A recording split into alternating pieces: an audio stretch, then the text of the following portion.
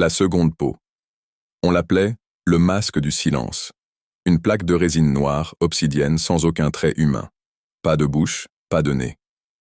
Je l'ai trouvé dans les décombres d'un asile brûlé.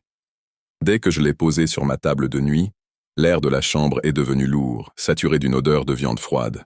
Poussé par une pulsion que je ne contrôlais plus, je l'ai plaqué contre mon visage. Le choc a été instantané. La résine n'était pas froide, elle était brûlante.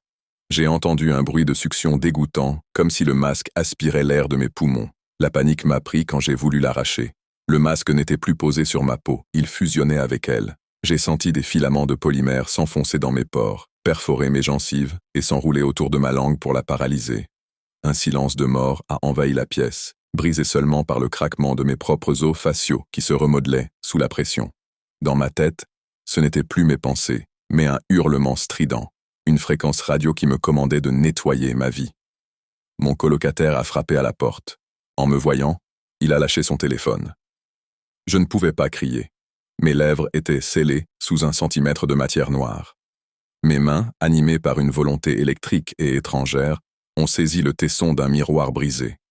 Je me suis vu agir comme un spectateur dans mon propre corps. J'ai vu mes bras se lever, j'ai entendu le bruit mou du verre s'enfonçant dans sa gorge, et je n'ai rien pu faire d'autre que d'écouter le silence savourer son agonie. Maintenant, je ne suis plus qu'une extension organique de cet objet. Quand je touche mon visage, je ne sens plus de chair, seulement cette surface lisse et glacée qui vibre au rythme de mes crimes. Le masque ne cache pas mon visage, il a mangé mon identité, et ce soir, il a faim de quelqu'un d'autre. Si vous trouvez un visage sans trait dans le reflet de votre miroir, ne fermez pas les yeux. Le silence arrive, et il a besoin de votre voix pour se nourrir.